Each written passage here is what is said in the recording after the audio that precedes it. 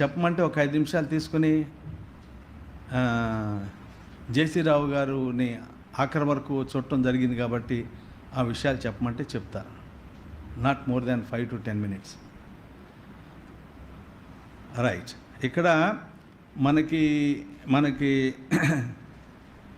7వ తారీఖున సాయంత్రం ఆయన దేవుడి చేత పిలువబడ్డారు, వెళ్ళిపోయారు. 8వ తారీఖున ఆయన పిల్లలు ఢిల్లీ నుంచి వచ్చారు, ముగ్గురే వచ్చారు. ఆ తర్వాత 8వ తారీఖు మధ్యాహ్నం ఆ బాడీని కేజీహెచ్కి తీసుకెళ్ళి ఎంబామింగ్ చేయించి ఆ తర్వాత ఎయిర్పోర్ట్కి తీసుకుని వెళ్ళి ఎయిర్పోర్ట్ నుంచి హైదరాబాద్ నుంచి ఢిల్లీ తీసుకుని వెళ్ళటం, ఈ ప్రయాణం మీకు తెలిసిందే, మీరు చూసి ఉంటారు ఆ ఏర్పాట్లు. కాబట్టి అట్లాగా జరిగింది. అప్పటి వరకు జరిగిన విషయాలన్నీ కూడా మీకు తెలుసు. ఇక్కడ నుంచి మన కొంతమంది యవ్వనస్తులు వాళ్ళు నిలబడ్డారు. వాళ్ళని అంటే కొంతమంది ఇప్పుడు ఆయనకి బాడీకి స్నానం చేయించాలి. స్నానం చేయించేటప్పుడు ఆ గేట్ వేసి లోపలికి మేము వచ్చేసేసాం, బయట ఎవరిని రానివ్వలేదు. అక్కడ 2 బెంచీలు వేసి దాని మీద బాడీని పెట్టి స్నానం చేయించడం జరిగింది. అక్కడ ఎవరెవరు ఉన్నారంటే రాజా ఉన్నాడు, తిమోతి ఉన్నాడు, చిన్న కుర్రాడు. ఎస్ జోసెఫ్ గారి బాడీని కడిగేటప్పుడు కూడా నేను ఉన్నాను, తిమోతి ఉన్నాడు, తర్వాత వాళ్ళ అన్న సాలమన్ కూడా ఉన్నాడు. కాబట్టి ఆ రోజున వాళ్ళు ఈ పిల్లలు ఉన్నారు, ఇంకా ఒకళ్ళిద్దరు పిల్లలు ఉన్నారు, నేను కూడా లోపలే ఉన్నాను. స్నానం చేయించాం. అప్పటికే బట్టలు రెడీగా ఉన్నాయి. స్నానం చేయించి బట్టలు వేసి లోపల ఏమైనా ఐస్ బాక్స్ పెట్టి ఉంది ఇక్కడ, అంటే కింద గ్రౌండ్ ఫ్లోర్లో తీసుకుని వెళ్ళి దానిలో వేశాం. ఆ రోజు నైట్ జరిగిన విషయాలన్నీ కూడా మీరు ఎరుగుదురు. ప్రార్థనలు, సాక్ష్యాలు ఇవన్నీ జరిగినాయి. ఎప్పుడవి? అవన్నీ కూడా 8వ తారీఖున జరగటం అనేది జరిగింది. తర్వాత 8వ తారీఖున ఇక్కడ నుంచి బాడీ తీసుకుని 11:30కి ఎన్బామింగ్ చేయించడానికి మిగిలినటువంటి కార్యక్రమాలకి వెళ్ళటం అనేది జరిగింది. కేజీహెచ్లో అక్కడ బాగా మనకి సహాయం చేసినటువంటిది అంటే ఎన్బామింగ్ దగ్గర కరుణాకర్ ఒకడు ఉన్నాడు, తిమోతి ఉన్నాడు, రాజా ఉన్నాడు, కింగ్స్టన్ గారు అని ఒక ఆయన ఉన్నాడు, తర్వాత పద్మిని గారి కొడుకు రాజా ఉన్నాడు. అంటే మనకి తెలియకుండా ఎంతమందిని దేవుడు ఏర్పాటు చేసుకున్నాడు. నేను అన్నారే నీకెలా తెలిసిందన్న రాజాని. విజయవాడ వస్తే నేనే ఆయనకి హెల్ప్ చేస్తాను, హెల్ప్ అంటే ఏం లేదు, పరిచర్య చేస్తాను, తెలిసింది అందుకని వచ్చానన్నాడు. అది తర్వాత ఎయిర్పోర్ట్కి మరి మేము వెళ్ళటం జరిగింది. స్మైల్స్ గారు, నేను, తమ్ముడు డానియల్ గారు వెళ్ళాం. అదే రోజున అనుకున్నాం మేము ఈ దారి వెంబటేమో ఆయన్ని తీసుకొచ్చాం, నవ్వుతా వచ్చాడు. మళ్ళీ ఇప్పుడు వెళ్ళేటప్పుడు ఏమో కార్గో టెర్మినల్ మీదకి పంపించాల్సి వస్తుంది అని చెప్పేసి అప్పుడు కార్గో టెర్మినల్ ఇక్కడేమో ఉండి ఎక్కడ మెయిన్ టెర్మినల్ దగ్గర ఉండి సహోదరుడు స్మైల్స్ గారు, డానియల్ గారు వాళ్ళ పిల్లల్ని పంపించడానికి చెక్ ఇన్ దాని కొరకే వాళ్ళు అక్కడ ఉన్నారు. నేను వాళ్ళ జేసీరావు గారి కొడుకు టైటస్, తర్వాత నాతో పాటు లూకు అని కింగ్స్టన్, మేము నలుగురం కలిసి కార్గో టెర్మినల్కి వెళ్ళి బాడీని మరి అటు నుంచి అటు ఫ్లైట్ లోపలికి పంపించడం జరిగింది. అంతా ముగించేసుకున్నాం. ఆ రోజు వచ్చేసేసాం. వచ్చిన తర్వాత ఆ తర్వాత 8వ తారీఖు రాత్రి బాడీ హైదరాబాద్ రీచ్ అయిపోయింది. హెబ్రోన్ అంటే హెర్బన్ కాంపౌండ్లో పెట్టారు. అక్కడ కూడా చాలా దేవుడు ఘనంగా వాడుకున్నాడు, చాలామంది వచ్చారు. ఇప్పుడు చెప్పాల్సి వచ్చింది ఏంటంటే 8వ తారీఖున అక్కడికి వెళ్ళిన తర్వాత మనల గురించి ఎంక్వైరీ చేశారట, ఎవరో ఒకడో ఇద్దరు, అవన్నీ తెలియదు. అక్కడికి వెళ్ళిన తర్వాత నాకు ఈయన సహోదరుడు ఎవరు జయరాజ్ గారు ఫోన్ చేశాడు, జాన్స్వర్డ్ గారు చేశారు, అక్కడ డేవిడ్ అని ఉంటాడు, డేవిడ్ ఫోన్ చేశాడు, శామ్ ఫోన్ చేశాడు, ఇంకా ఒకళ్ళిద్దరు ఆఫీస్లో ఉన్నటువంటి వాళ్ళు ఏం జరిగింది, ఎట్లా జరిగింది అన్నటువంటిది ఎంక్వైరీ చేయడానికి నాకు ఫోన్ చేశారు. నేను కూడా వాళ్ళకి ఫోన్ చేసి చెప్పాలి కదా ఆ విషయాలని నేను చెప్పాను. అది అంతా ఎప్పుడంటే 8వ తారీఖు నైట్, అదే రోజు నైట్ ఎక్కడి నుంచి ట్రాన్స్పోర్ట్ చేసాం, అక్కడికి హెర్మోన్ తీసుకెళ్లారు, అక్కడ బాడీని పెట్టారు, అట్లాగుంది. సరే వాళ్ళు ఏమన్నారంటే మీరు చెప్పిన విషయాలన్నీ బాగానే ఉన్నాయి, కానీ మీరు ఎవరన్నా వస్తే ఈ విషయాలన్నీ ఇక్కడ చెప్తే ఇక్కడ ఉన్నటువంటి సమాజానికి బాగుంటుంది, మీరు వస్తే మంచిది అన్నారు. అంటే అప్పటి వరకు వెళ్ళాలి, పలానా వాళ్ళు వెళ్ళాలి ఇలాగా అన్నటువంటి ఆలోచన లేదు.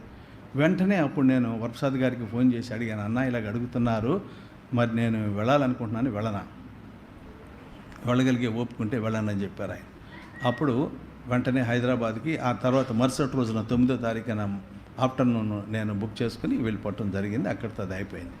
అక్కడికి వెళ్ళిపోయిన తర్వాత ఆ రోజు నైట్ నాకు వాళ్ళు చెప్పారు, మీకు టైము నైట్ 8:30కి ఉంటుంది, సాక్ష్యం చెప్పాల్సింది, ఆ టైంలో వచ్చి చెప్పాలి అన్నారు. ఆ రోజు మరి వెళ్ళి, అంటే థర్స్డే నైట్ వెళ్ళి అక్కడ 8:30కో 8:40కో నాకు సమయం ఇచ్చారు. వెళ్ళి సాక్ష్యం చెప్పాను. చెప్పిన తర్వాత ఆయన పిల్లలు కూడా బాడీ చుట్టూ ఉన్నారు. అంతా అయిపోయిన తర్వాత సరే కదా అని చెప్పి ఇక నేను బయలుదేరి రావడానికి సిద్ధపడిపోయాను. బయలుదేరి రావడానికి సిద్ధపడిపోతే అప్పుడు వాళ్ళ పిల్లలు అన్నారు, ఎవరో టైటస్ ఒకడును, ఇమాన్యుయల్, ఇంకొక అతను తమ్ముడు డానియల్, వాళ్ళు అన్నారు, మీరు ఇక్కడ ఏదైతే చెప్పారో మీరు ఢిల్లీ వచ్చి కూడా అక్కడ చెప్పాలి అన్నాడు. అప్పుడు నేను అన్నాను, ఇక్కడి వరకు రావడానికి మేము సిద్ధపడ్డాము, మాకు పెద్దలు కూడాను పర్మిషన్ నాకు ఇంతవరకే ఇచ్చారు అనేటప్పటికీ వాళ్ళు ఏమన్నారంటే మీరు అడగండి అన్నాడు. అప్పుడు నేను వర్షాదన్నకి ఫోన్ చేశాను. మనం ఉన్న వాళ్ళలో పెద్దవాడు కాబట్టి ఆయన సలహా ఎక్కువగా తీసుకుంటూ ఉంటాం. అడిగితే మీరు వెళ్ళగలిగితే మీరు వెళ్ళిపోండి అన్నాడు. సరే, అది అయిపోయింది. వాళ్ళ పిల్లలతో చెప్పాను, మీ పెద్దలను కూడా మీరు అడగండి ఢిల్లీ. వాళ్ళు పెద్దల్ని ఢిల్లీ ఫోన్ చేసి వాళ్ళు అడిగారు, రమ్మని చెప్పండి అన్నారు. ఆ విధంగా ఢిల్లీలో ఉన్న పెద్దలు ఒప్పుకున్నారు, మన పెద్దలు అందరికీ చెప్పారా ఇక్కడ అంటే చెప్పలా, వరప్రసాద్ గారు ఒక్కరితోనే చెప్పాను. సరే, ఆ విధంగా ఆ రోజు నైట్ నా దగ్గర ఐడి తీసుకుని నెక్స్ట్ డే మార్నింగ్, అంటే మరి నాకు ఢిల్లీ వెళ్ళటానికి, హైదరాబాద్ నుంచి వెళ్ళటానికి టికెట్లు బుక్ చేయటం అనేది జరిగింది. ఆ తర్వాత నాతో పాటు ఆ రోజు మధ్యాహ్నం ఆఫ్టర్నూన్ 2:30కి జాన్ స్టూవర్ట్ గారును ప్రసాదరావు గారని ఆయన కూడా వచ్చాడు అక్కడ హైదరాబాద్ నుంచి. అందరం అక్కడికి వెళ్ళాం, వాళ్ళు రిసీవ్ చేసుకున్నారు, అయిపోయింది. That is on Friday night 1 o'clock ఆ ప్రాంతంలో బాడీ అక్కడికి వచ్చింది. అక్కడికి ఢిల్లీ ఎయిర్పోర్ట్కి వచ్చినాక తిన్నగా వాళ్ళు ఏం చేశారు, అక్కడ నుండి మార్చురికి తీసుకెళ్ళిపోయారు. వాళ్ళ అరేంజ్మెంట్స్ అట్లాగ ఉన్నాయి. తిన్నగా మార్చురికి తీసుకుని వెళ్ళిపోయి ఇక్కడ వాళ్ళు ఎక్కడ కేజీహెచ్ దగ్గర ఆయన సూటు మార్చడానికి ప్రయత్నం చేశారు కానీ అవ్వలేదట. మార్చురికి తీసుకెళ్ళిన తర్వాత ఏం చేశారంటే ఆయనకి ఫేవరెట్గా ఉండేటువంటి ఒక సూటు, ఒక టై తీసుకొచ్చి ఆయన పిల్లలు కట్ చేసి ఆయన బాడీకి తగిలిచ్చారు. ఆ రోజు నైట్ అంతా మార్చురీలోనే ఉంది body. That is on Friday. Saturday early morning ఆయన తీసుకుని వచ్చేసి బాడీని అక్కడ బైబిల్ హౌస్ అని చెప్పేసి అక్కడ పార్లమెంట్ స్ట్రీట్లో ఉంది. పార్లమెంట్ హౌస్లో స్ట్రీట్లో ఉంటే అక్కడికి బైబిల్ హౌస్ అక్కడ తీసుకొచ్చారు. అక్కడ లోకల్స్ ఎక్కడెక్కడి నుంచో వచ్చారు, పంజాబ్ నుంచి వచ్చారు సేవకులు, ఆ తర్వాత రాజస్థాన్ నుంచి వచ్చారు, హర్యానా నుంచి వచ్చారు, ఢిల్లీ నుంచి వచ్చారు, ఇంకా మరి ఇటు పక్క నుంచి కూడా వచ్చారు, మన సౌత్ నుంచి చాలామంది వచ్చారు. ఎంతమంది వచ్చారు, అంతమంది వచ్చి ఆయన అదంతా చూసేటప్పటికి చాలా ఆశ్చర్యం వేసింది. ఇంతమందిని ఆయన సంపాదించుకోగలిగాడు. ఎట్లా సంపాదించుకున్నాడు? లౌక్యంగా సంపాదించుకోవాలా. వాక్యం చెప్పాడు, వాక్యం చెప్పిన దాన్ని బట్టి వాళ్ళందరికీ కూడా గుర్చబడిన దాన్ని బట్టి వాళ్ళు ఆయన దగ్గర ఆత్మీయమైనటువంటి ఆహారం వాళ్ళు తిన్నారు, భోజనం చేశారు. కాబట్టి దాన్ని రుణం ఎలా తీసుకోగలరు అనుకుని ప్రయాసపడినా కానీ వాళ్ళందరూ అక్కడికి రావటం అనేది జరిగింది. అది శనివారం నాడు ఉదయం బైబిల్ హౌస్లో పెట్టారు. అక్కడ నుండి అక్కడ ప్రక్కనే ఉంది పృథ్వీరాజ్ స్ట్రీట్ అని చెప్పేసి క్రిస్టియన్ సెమిటరీ ఉంది. ఆ సెమిటరీకి తీసుకెళ్ళి అంతా అయిపోయేటప్పటికి అక్కడ 3:30 అలాగా అయ్యింది. అక్కడ నాకు ఎవరు కనపడ్డారు బైబిల్ హౌస్లో కానీ తర్వాత ఇక్కడ సెమిటరీలో కానీ అంటే మన ఎవరు స్మైల్స్ గారి సిస్టర్స్ గ్రాండ్ డాటర్ అక్కడ కనపడింది, వయలిన్ వాయిస్తూ ఉంది, 2 చోట్ల కనపడింది. తర్వాత ప్రసాద్ బాబు ఒకడు కనపడ్డాడు నాకు అక్కడ, అదే సెమిటరీలోనే. సరే, అట్లాగే కొంతమంది తెలిసిన వాళ్ళు కనపడ్డారు. I felt very happy. అదంతా అయిపోయింది. 3:30 అయిపోయింది శనివారం నాడు. అయిపోయిన తర్వాత మళ్ళా వెనక్కి వచ్చేసేసాం. ఎవరి హోటల్స్కి వాళ్ళు వచ్చేసేసాం. ఆదివారం నాడు వాళ్ళొక కమ్యూనిటీ హాల్ తీసుకున్నారు. వాళ్ళందరికీ కలిపి కంబైన్డ్ మీటింగ్ అని చెప్పేసి కమ్యూనిటీ హాల్ తీసుకున్నారు. కమ్యూనిటీ హాల్ తీసుకుని అక్కడ ఈ సండే వర్షిప్ గ్యాదరింగ్ పెట్టారు. తర్వాత వాళ్ళ 2 మెసేజెస్ అయిపోయిన తర్వాత నన్ను కూడా చెప్పమన్నారు, నేను కూడా చెప్పాను. హైదరాబాద్లో నేను చెప్పింది మీరు వినే ఉండొచ్చు, కొంతమంది అయినా వినుంటారు. అక్కడ ఢిల్లీలో కూడా చెప్పమన్నారు, చెప్పడం జరిగింది.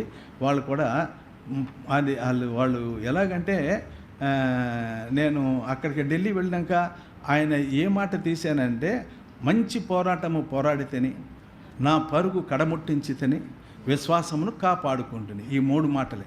అప్పుడు నేను చెప్పాను, ఆఖరి పోరాటం జయశ్రీరావు అన్న మా ఊర్లోనే ఇసుక తోటలోనే చేశాడు, ఆఖరి పోరాటం అయింది.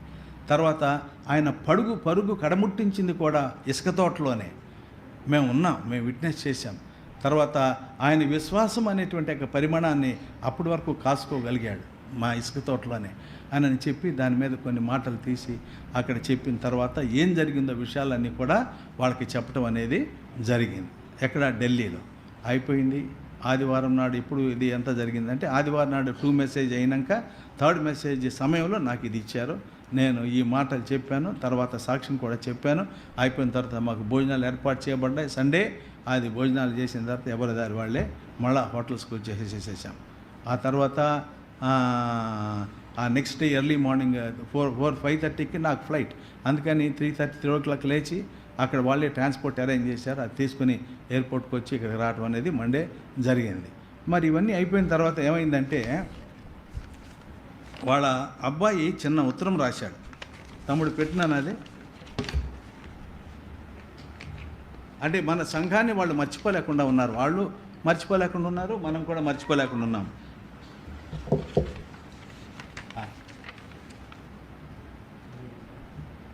మీరు చదువుకుంటారా, నన్ను చదవమంటారా?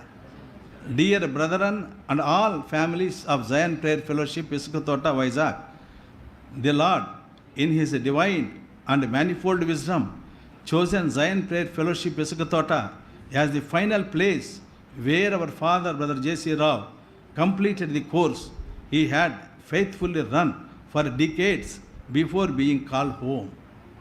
ఎంత బంగారమైన మాటలు. ఆ తర్వాత we are deeply grateful for all the ways you cared for our father, not only until his last word but also afterwards in arranging so many things, including the most critical part of his final journey, the transportation from Vizag to Delhi via Hyderabad. You carried everything with great care. Zion Prayer Fellowship Isukatota will forever be a part of our father's story upon our hearts. Do continue to pray for us. Children of brother J.C. Rao, Hepsiba అంటే హైదరాబాద్లో ఉంటుంది, ఇమాన్యుయల్ పెద్ద కొడుకు, Titus ఆఖరివాడు, Titus రెండోవాడు, Daniel మూడోవాడు పూణేలో ఉంటాడు, పూణే కాదు గోవాలో ఉంటాడు, జాషువా ఢిల్లీలో ఉంటాడు. ఇది వాళ్ళ పెద్ద అబ్బాయి రాసినటువంటి ఉత్తరం. అది అయిపోయిన తర్వాత వాళ్ళు అక్కడ ఉన్నటువంటి ఎల్డర్స్ కూడా కొంతమంది కలుసుకున్నారు. They are also very much concern. ఇప్పుడు ఆయన వెళ్ళిపోయిన తర్వాత అక్కడ పెద్ద వ్యాక్యూమ్, ఎవరు ఏమిటి ఎలాగా అనేటువంటిది. దానికి ఈ నెల రాశారు చూడండి. ఇది లెటరు ఏంటంటే, praise the lord dears, with deep gratitude we thank you so much, thank you very much for coming to Delhi and comforting us and encouraging us in this time of bereavement and fulfilling the words of God that ways. Comfort yourself together and edify one another even as also you do. 1 Thessalonica 5:11.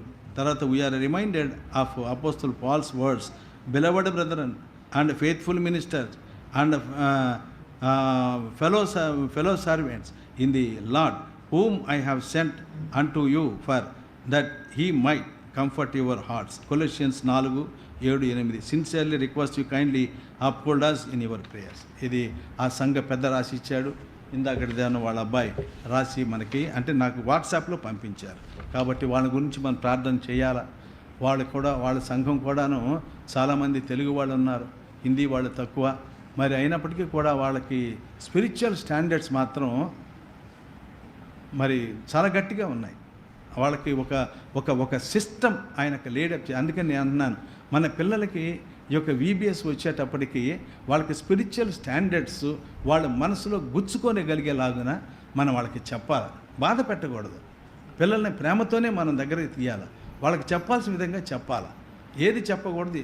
వాళ్ళు మనల్ని గమనిస్తారు కాబట్టి మన ప్రవర్తన బాగుండాలి. కాబట్టి ఇది అక్కడికి ఢిల్లీ వెళ్ళి వచ్చిన తర్వాత ఆ ఫ్యామిలీస్ని గురించి చెప్పగలిగినటువంటి మాటలు ఇవి. దయచేసి అక్కడ ఆయన ఫ్యామిలీని గురించి, ఆ తర్వాత సంఘాన్ని గురించి ప్రార్థన చేయమని ఇక్కడ ఉత్తరం రాయటం మాత్రమే కాదు కానీ వాళ్ళు చెప్పారు. కాబట్టి ప్రార్థనలో మనం జ్ఞాపకం చేసుకోవాలి. ఇది one of the prayer request లాగాను. తర్వాత మన VBS 3 చోట్ల జరగాలి.